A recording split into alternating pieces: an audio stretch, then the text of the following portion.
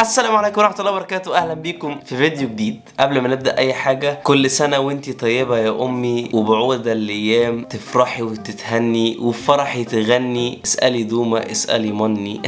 كل سنة وانتم طيبين. الأمهات كلها بجد بحبكم، كل أم بحبها لأن إحنا عزوة، فاهمين؟ أنا طبعا بقول أي كلام. كل سنة وكل أم عربية بخير. بس أنا ملاحظ إن قلبكم قوي وبقى فيه بجاحة الفترة دي. يعني زمان كان فيش طقم كوبايات، ما فيش وردة لماما حبيبتك، ما فيش شوكولاتات. دلوقتي بقى فيش خاتم دهب، ما فيش سوليتير الماظ، ما فيش طقم من ديور. انا مش فاهم هو في ايه يا جماعه.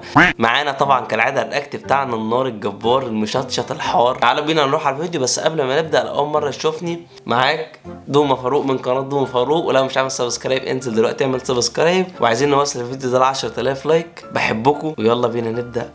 يلا بينا نبدا. دينا، كلميني عن طقوسك قبل ما بتطلعي، قبل اي رقص بتعملي ايه؟ ايه الاسئله المحرجه دي؟ قبل ما تطلع الرقص تكون بتعمل ايه؟ يعني تشيك على اعضاء الجسم كلها، تبص على الادوات اللي هتستخدمها في الرقص، اللهم اني صايم، تتاكد ان مفيش حاجه خارجه بره. معروف اصل دينا. ما اصل يعني هتعمل ايه قبل ما تطلع؟ ما اكيد هتبص على الدنيا كله تمام زي الفل، قشطه يلا جاهزه. وبعدين دينا ما شاء الله، فلو ما عملتش تشيك على نفسها قبل ما تطلع ممكن تنسى حاجه بره، فدي مصيبه، فاهمني؟ بقول حاجة ممكن أقولها على الهوا عادي، يعني ما عنديش مشكلة. بقول الله خير حافظ وهو أرحم الراحمين، من أمامي ومن خلفي ومن يميني ومن يساري ومن تحتي ومن فوقي. الله أكبر الله أكبر الله أكبر، وأعمل كده.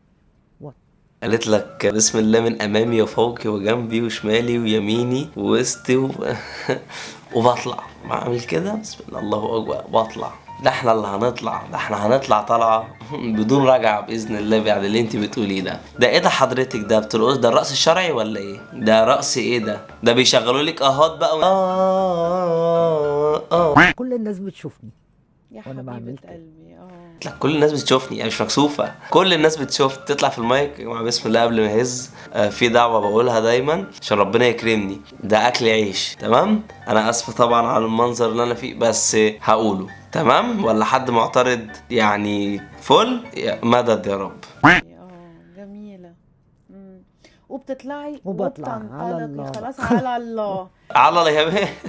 يا حضرتك انت يا استاذه اسمك ايه؟ انت ايه اللي تطلقي وعلى كل حاجه على الله طبعا. بس انتوا دخلتوا يعني دخلت ليه؟ ما تجيبوش سيره الله في الموضوع اللي بتتكلموا فيه ده. توكلت على الله فين يعني؟ ده يعني انا اروح اسرق واقول توكلت على الله كرمني يا رب؟ مش فاهم يعني ايه اللي انتوا بتقولوه، مش فاهم. بصوا بقى، بطل من ابطال مصر تاني مره تانيه، يعني شباب مصر العظام. انت بتعمل ايه يا علي؟ انا بلم الميه حتى لو في الارض، لو مفيش خرطوم بلم ميه من اللي في الارض في قلب الجردل وبحاول اطفي. فاهم؟ العالم بينتهي ورا، فاهم؟ المذيع بقى ايه ده؟ ايه يا علي الجمال ده يا علي؟ ما شاء الله ما شاء الله يا علي. بتعمل ايه يا علي؟ ايه بتلم الميه بايدك عشان تساعد الناس يا حبيبي؟ ما الخراطيم مش عارفه تطفي، انت هتطفي بجردل؟ يعني الدنيا بتنيله ورا وانت جاي تصور مع الواد وتقول له بتعمل ايه يا علي؟ وعلي ما شاء الله انا هساعد، ولو لاخر نفس فيا هفضل الم بواقي الميه واطفي بالجردل. انا راجل قوي، امال ايه؟ برافو برافو. بحاول اساعد الناس. انت منين يا علي؟ انا من العمرانيه. 75 شهيد ورا المذيع. قال له قول لي يا لولو انت ساكن فين بقى؟ ايه ده؟ في العمرانيه؟ ما تهزرش. فين؟ عند خاتم المرسلين ولا في اول فاطمه رشدي؟ انا قاعد على فكره، بص العماره اللي بتولع هناك دي انا الدور السابع، اهو اللي فيه ستاره مولعه ده. ايوه ده دوري. انت بقى قاعد فين؟ من العمرانيه. ساكن فين؟ هو قريب من المحاريق هنا؟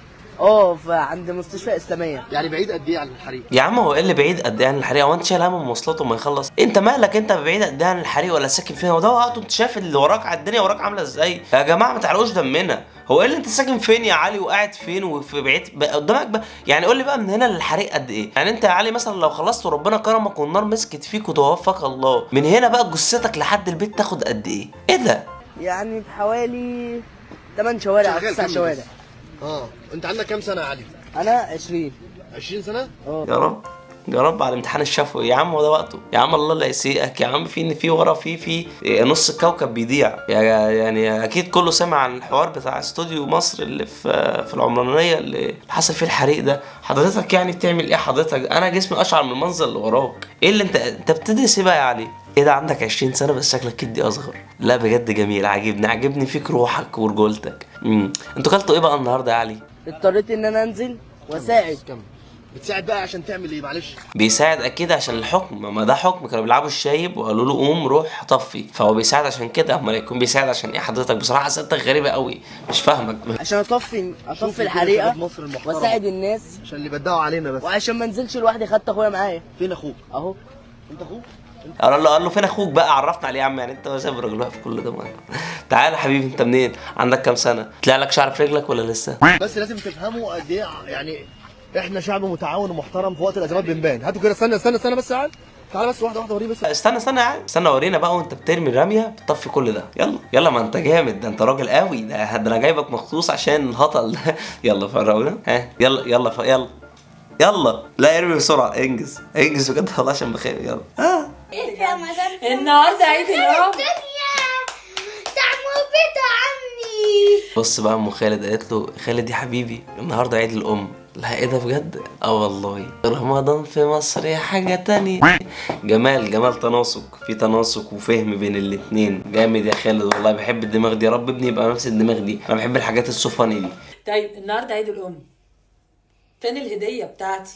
هما الامهات ليه بقوا عاملين كده؟ ولا دي ام خالد بس؟ ولا يعني انا مش فاهم يعني ايه فين الهديه بتاعتي؟ مش فاهم يعني. تخيل انا جاي عيد ميلادي كده فاكلم صحابي اقول له فين الهديه بتاعتي؟ دي بجاحه. خلاص صاحبي نتن ما جابش هديه خلاص عدي، لكن اكلمه اقول له ها فين الهديه بتاعتي؟ ايه بقى الامهات مالهم متجرئين كده ليه؟ ولا احنا اللي سكتنا لهم فخلينا الموضوع بقى كده؟ الموضوع كبر قوي يا جماعه. لا وبتطلب اللي هي عايزاه، يعني بتطلب حاجات معينه، يعني فاهم، حاجات بتبقى مركزه عليها، حاجات منقياها مثلا من شهر وتقول لها ايه خلاص يا حبيبتي حاضر باذن الله اديني شهر بالظبط وهاجي اخدها منك. هي على الشهر ده عارفه انه عيد ام جاي فبتطلبها. ايه ده؟ خدي الحصاله الله نفسك بيها. حصلت ايه اللي ادلع نفسي بيها؟ فيها كام الحصاله؟ فيها شويه فضه؟ انا عايزه هديه. وانا قدك كنت بنزل اجيب لامي طقم كوبايات، كنت انزل اجيب لها طقم حلل، كنت انزل بص ادلعها كده. خلاص بقى يا ام خالد، دي حاجه خصوصيه. انت بتعايري الست اللي جبتوها لها من وانت صغيره، امال اللي على اللي انت بتجيبوها لها دلوقتي بقى هتعملي ايه؟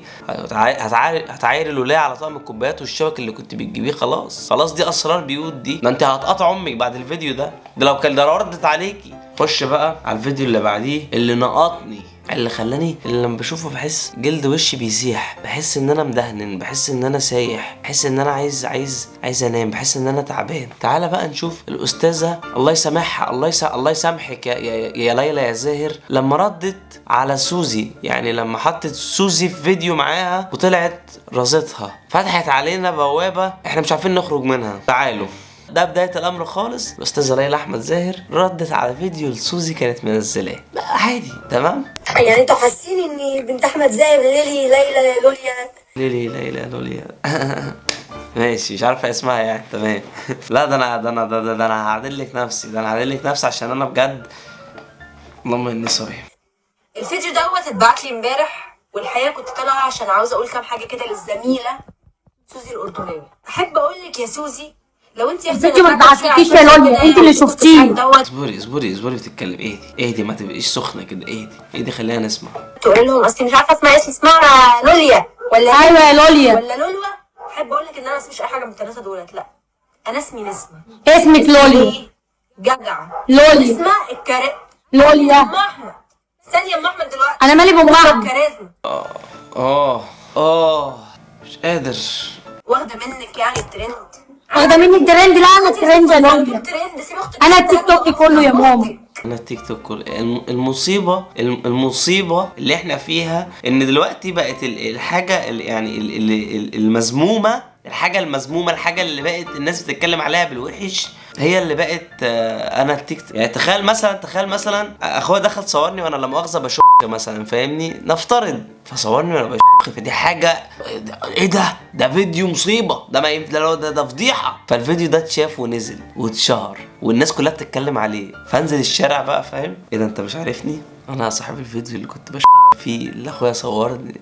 افتكرت حبيبي خلي بالك عشان انا قلب مصر كلها، انا ترند الفتره دي، فانا فوق اي حد وبص مش شايف حد قدامي، فخلي بالك. فتخيل يعني فاهمني، فدي المصيبه اللي احنا عايشين فيها دلوقتي، بس عادي. يا لوليا انت صاحبتي وحبيبتي، ما تخليليش الناس تسخنا على بعض وتوقعنا في غلط. يا لوليا يا زاهر. ماما حبيبتي خلاص انت قلتي لوليا في اول مره معاها والناس خلوها لوليا. خلاص بقى ما تعيدهاش تاني بالله عليكي، ما تعيدهاش تاني. خلاص عرفنا ان انت دمك خفيف جدا، عرفنا ان انت قمه في اللذاذه والجمال. خلاص بقى كفايه تمام، كفايه لوليا بقى، كفايه لوليا احمد زاهر اللي بتموتنا ده. يا لوليا يا بنت عم احمد زاهر، ما تخليش الناس توقعنا في غلط. انت صاحبتي والبست بتاعتي. قسما بالله اصلا ليلى احمد زاهر ما تعرف انها عايشه، ده هي عملت الفيديو ده. المشكله ان احنا يعني كلنا فاهمين الدنيا وكلنا فاهمين الليله، بس على الله يعني فاهم، ما صدق. خلاص يا سوزي، ما كانتش فيديو يعني ردت عليكي فيه. خلاص ما تخنقناش الله يبارك لك. صاحبتي وبست فريند ايه حضرتك؟ خلاص صاحبتك وبست فريند بعيد عنها، ما توجعيش دماغنا بقى. مش كل ما اقلب الاقي في وشي فيديو ليكي وانت بتكلمي ليلى احمد زاهر. خلاص بقى ما تخليش الناس ايه دي بودره يا بنتي، لا ما تخليش الناس تلقائيه بقى، ما تخليش الناس ايه دي بودره. لا يا بنتي بودره ايه ده؟ دي ايه؟ ما تخلوش بقى الناس ها، عشان انا تلقائيه جدا. ماشي، ها حد حد عايزين تلقائيه اكتر، حد يجي يشدني او يعملوا اي كده تلقائيه، عايزين تلقائيه. تمام ماشي يا لوليا يا حبيبه قلبي، انا عازماكي عندي على الفطار يوم الاربعاء بعد صلاه الجمعه. سيبك يا بنتي بكلم لوليا دلوقتي. حموده انا كان لازم اشرب راي بقى، كان لازم اصرف فيديو ده. فاهم؟ لوليا دماغي كلها لوليا يا احمد يا زاهر، بكلم لوليا بكلم لوليا يا جماعه. يعني لوليا هنا اخر افقع واحد تمام من السلسله دي، عشان انا خلاص يعني في نار هنا. استاذه سوزي بقى مش كده وبس يعني، مش توجع دماغنا بقى بفيديوهين وثلاثه، لا ده عملت فيديو كمان مع بابا. بص بقى نسمة يا كريزما، انا سلمت عليكي المره اللي فاتت. بابي ايمونه جاي يسلم عليكي. ولا عامله ايه يا نسمة يا كريزما؟ عامله ايه يا نسمة يا كريزما؟ كل سنه وانت طيبه. والشيماء واختها قول لها عامله ايه يا شيماء؟ وشيماء وكل اخواتك كل سنه. المضحك في ان هي خلاص ما عبرتهاش تاني، هو خلاص هي عملت الفيديو خلاص بقى اللي هو ما تزوديهاش بقى. جايبه كمان ابوكي معي، لا وصاحبتي وصديقتي وسلم عليها وبص. ايه ده؟ هو انت بتكلمي بنت عمتك فيديو كول من الكويت؟ ايه اللي بوسها وسلم عليها وابعت لها وايه ده؟ بص سلم مين يا بيه؟ ده طارق جاي يسلم عليكم، سلم عليهم يا طارق. استاذ احمد هو شايف ان ليلى بقت البيست فريند وعم احمد زاهر بقى صاحب بابا، فخلاص خد عليهم بسرعه. هيعمل ايه بقى يا عم احمد؟ معاه بيشوفوا كتير بقى فاهم؟ يسلم عليه كتير هيرد كده، فغصب عنه يا عم احمد. السلام عليكم. كده نكون خلصنا فيديو النهارده. اتمنى الفيديو يكون عجبكم. من دلوقتي لحد ما نخلص رمضان باذن الله الفيديوهات هتنزل الساعه 9 بدل 7. اول ما رمضان باذن الله يخلص هنرجع في ميعادنا الطبيعي كل خميس الساعه 7. واسف على الحاجات اللي انا عرضتها، بس كان لازم اشارككم شعوري. ما تنساش تكتب لي كومنت تقولي رايك في الفيديو، وتنزل تدوس لايك دلوقتي عشان نوصل الفيديو ل 10000 لايك. واشوفكم الفيديو الجاي على خير. السلام عليكم.